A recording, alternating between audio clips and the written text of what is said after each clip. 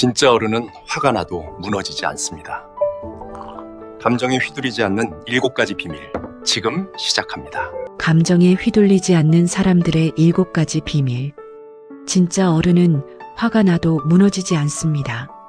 이 문장이 마음에 걸리신다면 아마 여러분은 이미 수없이 많은 순간을 참고 견디며 살아오셨을 겁니다. 살아보니 그렇지 않습니까?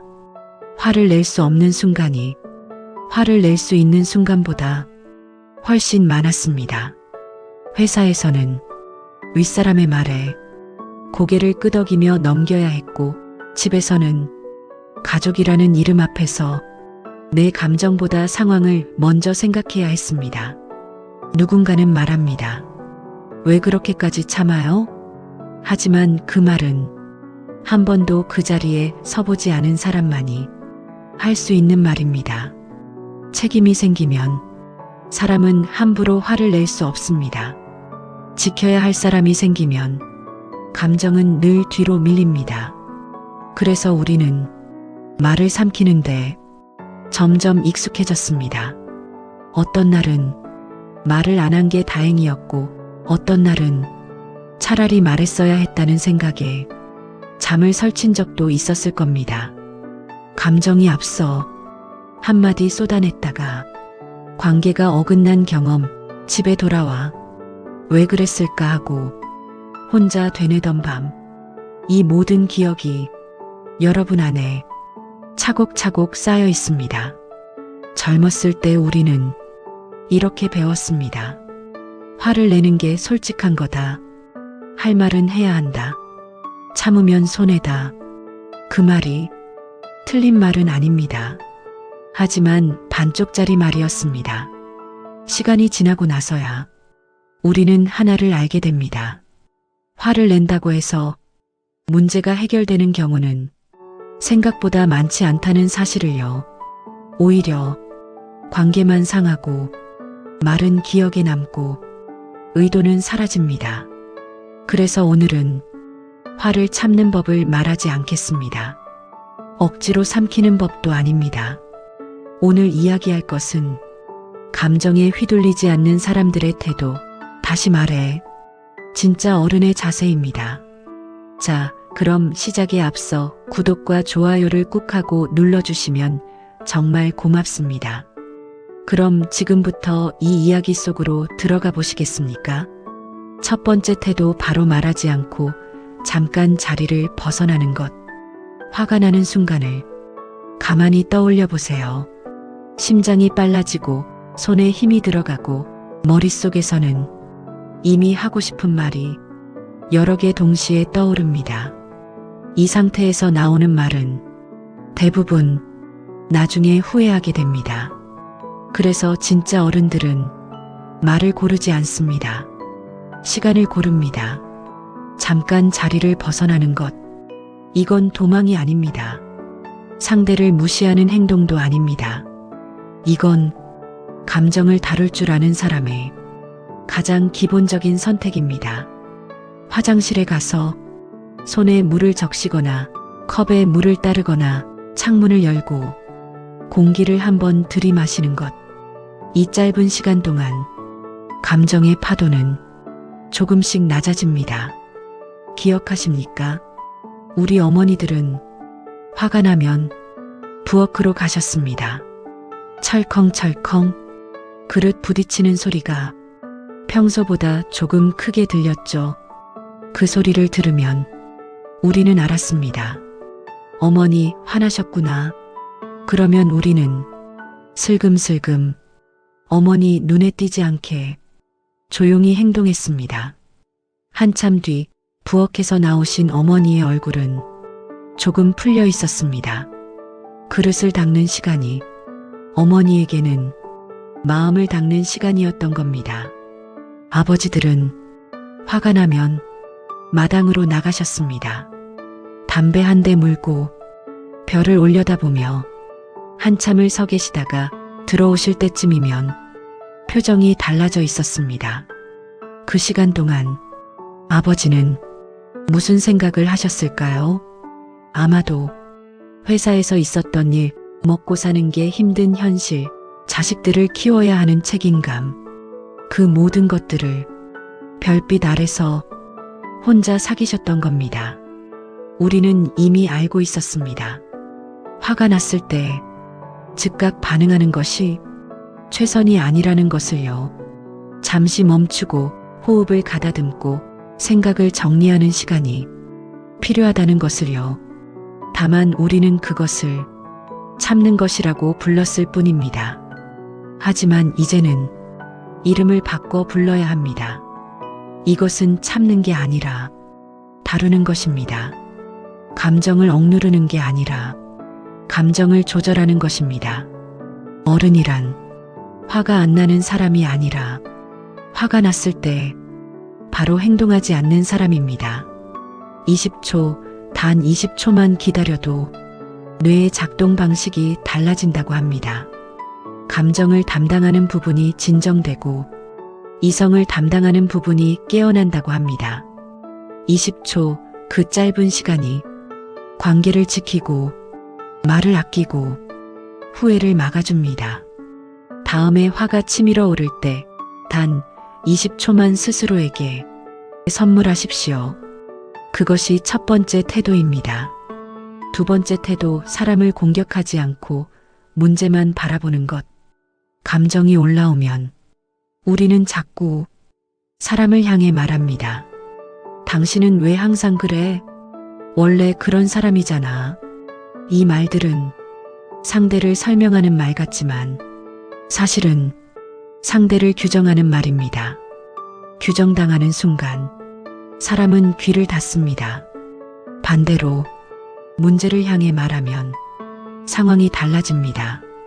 이 상황이 나를 힘들게 한다. 이 부분을 조정할 수 있을까? 사람과 문제를 분리할 줄 아는 것. 이건 관계를 오래 가져가는 사람들의 공통된 특징입니다. 예를 들어봅시다. 자녀가 명절에 오지 못하겠다고 전화를 했습니다. 이럴 때 우리는 이렇게 말하고 싶어집니다. 너는 왜 맨날 이래? 엄마는 내가 올 거라고 믿었는데 너는 가족보다 내일이 더 중요하니? 이 말 속에는 너는 이런 사람이라는 규정이 들어 있습니다. 그러면 자녀는 자신을 변호하거나 반발하게 됩니다. 엄마는 내 사정은 생각 안 해. 나도 어쩔 수 없다고. 이렇게 되면 대화는 싸움이 됩니다. 하지만 문제를 향해 말하면 어떨까요? 얘야, 명절에 가족이 모이는 게 엄마에겐 참 중요한 일이야. 내가 오지 못한다니 마음이 많이 서운하구나. 그래도 내 사정이 있을 거야. 언제쯤이면 얼굴 볼 수 있을까? 이 말 속에는 내 사정을 이해하지만 내 마음도 있다는 균형이 들어 있습니다. 사람을 공격하지 않고 상황을 이야기합니다. 진짜 어른은 누가 잘못했는지를 따지기보다 무엇이 불편한지를 말합니다. 당신이 문제야가 아니라 이 상황이 문제야라고 말합니다. 이 차이를 아는 것, 이것이 수십 년을 함께 살아온 부부가 여전히 손을 잡고 걸을 수 있는 이유입니다. 조선시대 선비 이인은 경몽요결에서 이렇게 말했습니다. 사람을 대할 때는 그 사람의 장점을 보라. 허물을 덮어주는 것이 덕을 쌓는 길이다. 사람의 허물을 보면 끝이 없습니다. 하지만 문제만 보면 해결책이 보입니다. 다음에 누군가와 부딪히는 일이 생기면 이렇게 스스로에게 물어보십시오. 지금 나는 사람을 공격하고 있는가? 아니면 문제를 이야기하고 있는가? 이 하나의 질문이 대화의 방향을 완전히 바꿔놓을 것입니다. 세 번째 태도, 너 때문에 대신 나는 이렇게 느꼈다. 말 한마디가 상대를 벽으로 몰아넣을 때가 있습니다. 너 때문에 화가 났어. 이 말 속에는 판결이 들어 있습니다. 내가 잘못했다. 내가 나를 화나게 만들었다. 내가 책임져야 한다. 이런 의미가 숨어 있습니다. 하지만 그 말을 들으니 내 마음이 많이 상했어. 이 말 속에는 감정만 있습니다. 판결도 없고 비난도 없고 다만 솔직한 마음만 있습니다. 감정은 반박할 수 없습니다. 그래서 사람은 귀를 기울이게 됩니다. 이건 약해지는 말이 아닙니다. 오히려 자기 감정을 정확히 아는 사람만이 할 수 있는 말입니다. 화가 났다는 것을 아는 것, 서운하다는 것을 아는 것, 실망했다는 것을 아는 것, 이런 감정들을 정확한 이름으로 부를 줄 아는 것, 이것이야말로 감정을 다룰 줄 아는 어른의 능력입니다. 우리 세대는 자신의 감정을 직접 말하는 훈련을 받지 못했습니다. 남자가 무슨 감정 표현이야? 어른이 무슨 서운해? 그런 거 신경 쓰지 마. 이렇게 배웠습니다. 그래서 우리는 자신의 감정을 남의 탓으로 돌리는데 익숙해졌습니다. 너 때문에, 당신이 그래서, 내가 그랬잖아. 하지만 이제는 조금 다른 말을 배울 때입니다. 나는 외로웠어. 나는 인정받고 싶었어. 나는 걱정이 됐어. 이렇게 말하는 것은 상대에게 약점을 보이는 게 아닙니다. 오히려 자신을 정확히 아는 사람이 솔직한 표현입니다. 며느리가 명절에 친정 먼저 가겠다고 했을 때 당신은 우리 집을 우습게 보는 거야? 이렇게 말하는 대신 우리 집도 중요하게 생각해줬으면 하는 마음이 있어. 이렇게 말할 수 있다면 며느리는 시어머니의 마음을 조금 더 이해하게 될 겁니다. 자녀가 부모 말을 듣지 않을 때 너는 왜 맨날 내 말을 무시해? 이렇게 말하는 대신 부모로서 내 조언이 도움이 되지 않는다는 게 조금 서운하구나. 이렇게 말할 수 있다면 자녀는 부모의 마음을 조금 더 헤아리게 될 겁니다. 너 때문에는 상대를 막다른 골목으로 몰아넣지만 나는 이렇게 느꼈다는 대화의 문을 열어줍니다. 이것이 세 번째 태도입니다. 네 번째 태도, 소리보다 기준을 먼저 꺼내는 것. 목소리를 높이면 이기는 것 같지만 사실은 잃고 있는 중입니다. 통제력을, 신뢰를, 대화의 주도권을요. 진짜 어른은 조용히 말합니다. 하지만 자신의 기준은 분명히 밝힙니다. 이런 말은 나에게 상처가 됩니다. 이 선은 지켜졌으면 좋겠습니다. 기준을 말하는 사람은 소리를 낼 필요가 없습니다. 기억하십니까? 우리가 학창시절 진짜 무서운 선생님은 소리를 지르는 분이 아니었습니다. 조용히 하지만 단호하게 말씀하시는 분. 그분들의 말씀 한마디가 고함보다 훨씬 더 무겁게 느껴졌습니다. 왜 그랬을까요? 소리는 순간의 감정을 드러내지만 차분한 목소리는 확고한 원칙을 보여주기 때문입니다. 예를 들어봅시다. 자녀가 또 금전적 도움을 요청했습니다. 이럴 때 큰 소리로 이렇게 말하고 싶어집니다. 너는 도대체 언제까지 부모 돈을 쓸 거야? 내 나이가 몇인데 부모를 ATM으로 아는 거야. 하지만 이렇게 소리를 지르면 자녀는 부모의 말을 듣는 게 아니라 부모의 화를 피하는 데만 집중합니다. 대신 이렇게 말해 보십시오. 차분하게 하지만 단호하게. 얘야, 앉아. 엄마 아빠가 지금까지는 도와줄 수 있었는데 이제는 솔직히 우리도 노후 준비를 해야 할 나이야. 앞으로는 이런 식으로 도와주기 어렵다. 이건 너를 사랑하지 않아서가 아니야. 오히려 내가 스스로 설 수 있기를 바라기 때문이야. 우리가 도와줄 수 있는 건 다른 방법을 함께 찾는 거야. 재무 상담을 받든지 계획을 세우든지. 이렇게 말하면 자녀는 부모의 거절이 아니라 부모의 기준을 듣게 됩니다. 그리고 그 기준은 부모의 사랑과 연결되어 있다는 것도 함께 이해하게 됩니다. 배우자와의 관계도 마찬가지입니다. 당신은 맨날 그래. 이렇게 소리치는 대신 우리가 서로 존중하며 살려면 이런 부분은 바뀌었으면 좋겠어. 이렇게 차분히 말하는 것.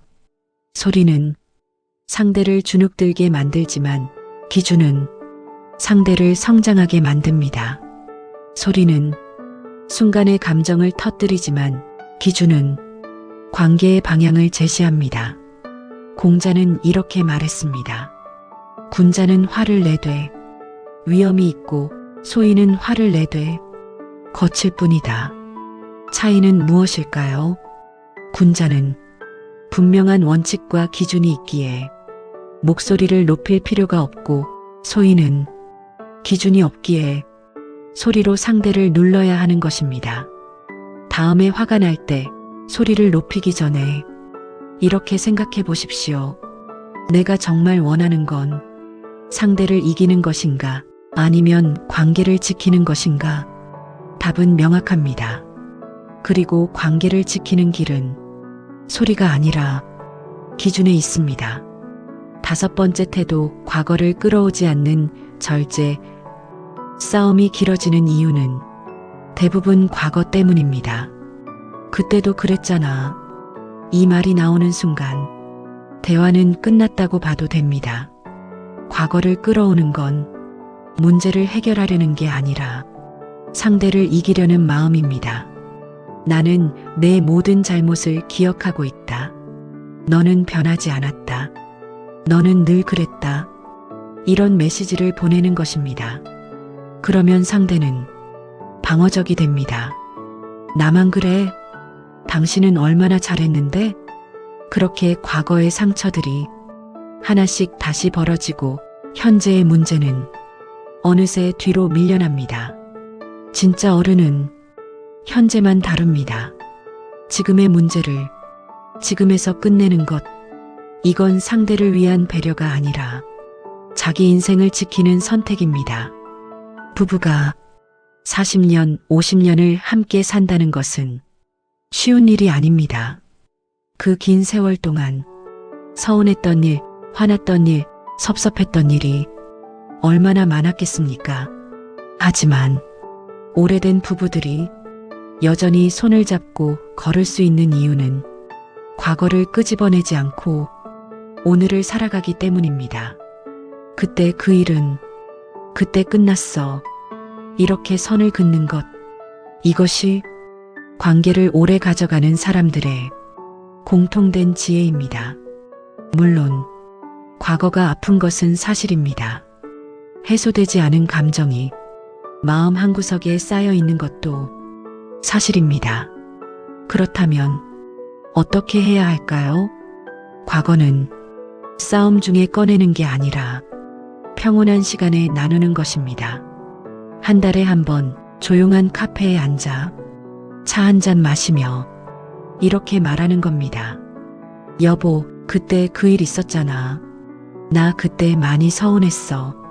이제 와서 하는 말이긴 한데 마음에 계속 남아있더라고. 이렇게 감정 싸움이 아니라 감정 나눔으로 과거를 정리하는 겁니다. 자녀와도 마찬가지입니다. 명절이나 생일처럼 특별한 날이 아니라 평범한 날에 만나 조용히 물어보십시오. 요즘 엄마 아빠한테 서운한 거 없니? 이렇게 정기적으로 마음을 비우는 시간을 가지면 감정이 쌓이지 않습니다. 과거를 끌어오지 않는다는 것은 과거를 잊는다는 뜻이 아닙니다. 과거를 무기로 쓰지 않는다는 뜻입니다. 과거는 상대를 공격하는 칼이 아니라 우리가 함께 배운 교훈입니다.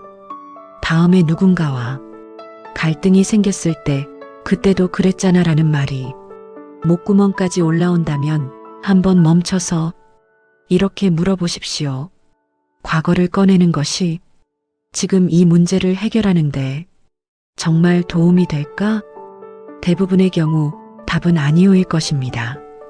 6번째 태도, 끝까지 듣는 여유. 말을 끊고 싶어지는 순간, 그 순간이야말로 가장 중요한 순간입니다. 우리는 대화할 때 상대의 말을 듣기보다는 내가 할 말을 준비하고 있을 때가 많습니다. 특히 화가 난 상황에서는 상대가 말을 끝내기도 전에 아니야, 그게 아니라 잠깐만 내 말 좀 들어봐. 이렇게 끊어버립니다. 하지만 생각해 보십시오. 내 말을 끊기는 기분이 어떤가요? 내 말은 중요하지 않구나. 나는 존중받지 못하는구나. 이런 느낌을 받습니다. 끝까지 듣는다는 건 동의한다는 뜻이 아닙니다. 항복도 아닙니다. 당신의 말은 존재할 가치가 있다라고 인정해주는 행동입니다. 그 인정 하나로 대부분의 갈등은 절반 이상 줄어듭니다. 기억하십니까? 우리 할아버지, 할머니들은 마을 회의를 할 때 나무 막대기를 사용했습니다. 막대기를 든 사람만 말할 수 있고 나머지는 듣기만 합니다. 막대기가 다음 사람에게 넘어갔을 때 비로소 자신의 말을 할 수 있습니다. 이것이 우리 선조들의 지혜였습니다. 말하는 것보다 듣는 것이 더 어렵고 더 중요하다는 것을요. 실천 방법이 있습니다. 상대의 말이 끝난 후 바로 대답하지 말고 3초를 세십시오. 하나, 둘, 셋. 이 3초 동안 상대가 정말 하고 싶었던 말이 무엇인지 한 번 더 생각해 보십시오. 그리고 나서 이렇게 말해 보십시오. 내가 제대로 이해한 게 맞나 확인하고 싶은데 내 말은 이런 뜻이지? 이렇게 상대의 말을 반복해주면 상대는 내 말을 진지하게 들어줬구나 라고 느낍니다. 자녀가 힘든 이야기를 꺼낼 때 우리는 종종 조언을 하려고 합니다. 그럴 때는 말이야. 내가 봤을 때는. 하지만 자녀가 원하는 건 조언이 아니라 공감일 때가 많습니다. 그럴 때는 그냥 끝까지 듣는 것만으로도 충분합니다. 그랬구나. 많이 힘들었겠다. 내 마음 이해해. 이 짧은 말들이 긴 조언보다 훨씬 더 자녀의 마음을 위로합니다. 배우자와의 대화도 마찬가지입니다. 40년, 50년을 함께 살다 보면 상대가 무슨 말을 할지 뻔히 알 것 같습니다. 그래서 우리는 상대의 말을 끊고 대신 말해버립니다. 내가 알아. 당신 또 그 얘기하려고 하는 거지? 하지만 이렇게 말을 끊는 것은 나는 당신에게 더 이상 관심이 없다는 메시지를 보내는 것과 같습니다. 늘 하는 말이라도 뻔한 이야기라도 끝까지 들어주는 것. 그것이 당신은 여전히 내게 중요한 사람이라는 메시지를 보내는 것입니다. 경청은 사랑의 다른 이름입니다. 내 시간을 내어 상대의 말에 귀 기울이는 것. 그것이야말로 가장 큰 선물입니다. 다음에 누군가와 대화할 때 말을 끊고 싶은 충동이 든다면 입을 다물고 3초를 기다려 보십시오. 그 3초가 관계를 지킵니다. 7번째 태도, 감정이 식은 뒤 나를 돌아보는 시간. 모든 상황이 끝난 뒤 조용한 순간에 자신에게 묻습니다. 내가 너무 세게 말했나? 저 사람도 그 나름의 사정이 있었을까? 이 질문은 자책이 아닙니다. 성찰입니다. 성찰하는 사람만이 다음 장면에서 다르게 행동할 수 있습니다. 진짜 어른과 그냥 나이 든 사람이 가장 큰 차이가 여기 있습니다. 그냥 나이 든 사람은 내가 맞아, 상대가 잘못했어로 끝냅니다. 하지만 진짜 어른은 내 말과 행동이 적절했을까? 이렇게 자신을 돌아봅니다. 매일 저녁 잠들기 전 10분만 시간을 내보십시오. 오늘 하루를 조용히 돌아보는 시간입니다. 오늘 누군가에게 화를 낸 적이 있는가? 그때 내 말투는 어땠나? 상대는 어떤 기분이었을까?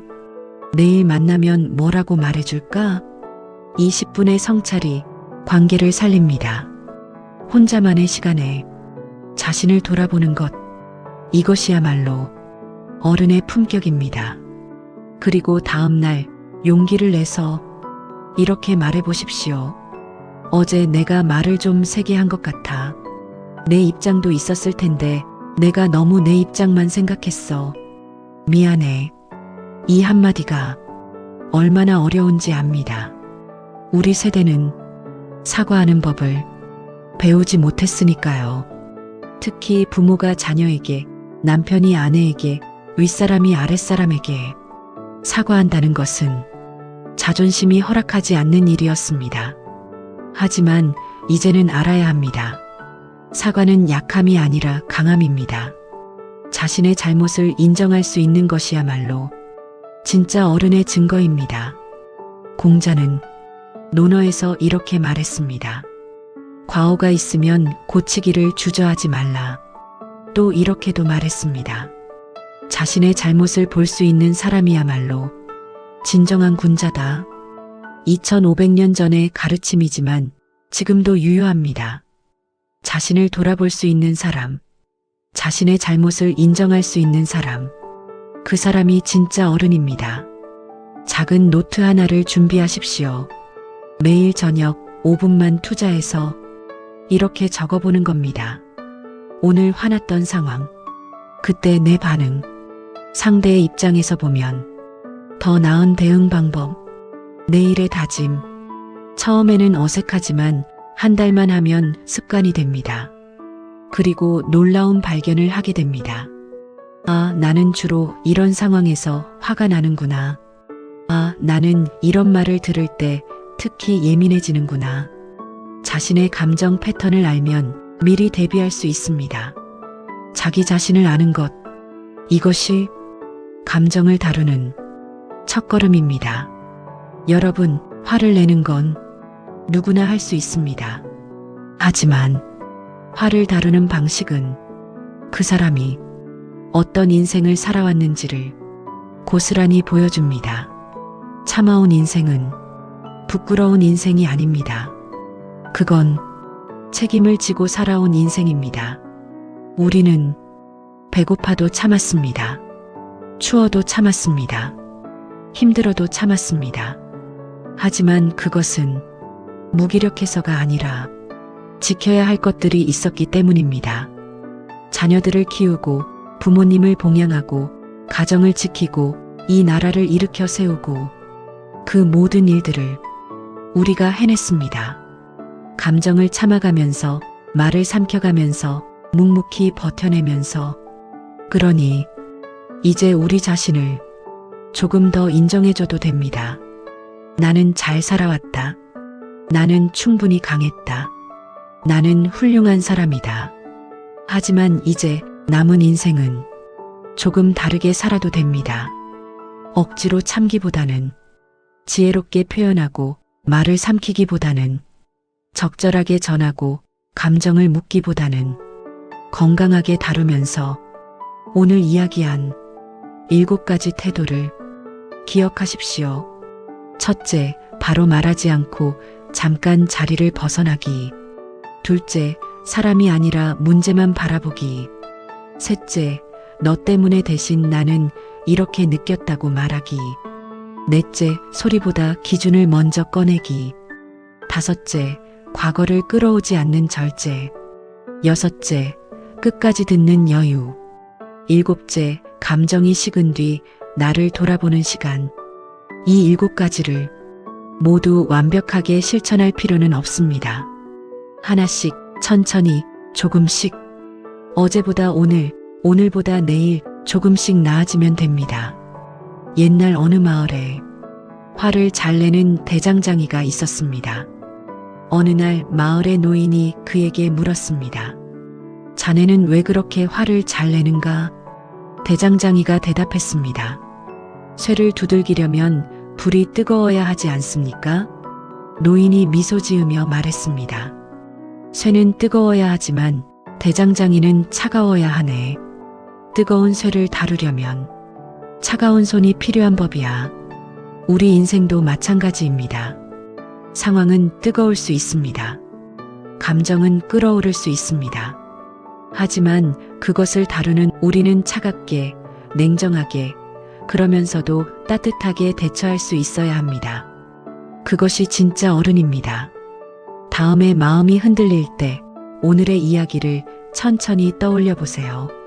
그 순간 여러분은 이미 충분히 진짜 어른입니다. 오늘도 잘 버텨오셨습니다. 이제는 조금 덜 흔들려도 됩니다. 여러분은 이미 훌륭합니다. 여러분의 이야기를 들려주세요. 감정 조절이 가장 어려웠던 순간은 언제였나요? 이 7가지 중 가장 와닿는 태도는 무엇인가요? 오늘부터 실천해보고 싶은 것은? 댓글로 나눠주시면 여러분의 경험도 누군가에게 큰 위로가 됩니다. 구독과 좋아요는 저에게는 큰 힘이 됩니다. 언제나 웃는 하루를 보내시길 바라며 항상 건강하십시오. 감사합니다. 오늘 이 영상이 좋았다면 많은 분들에게 공유해 주세요. 감사합니다.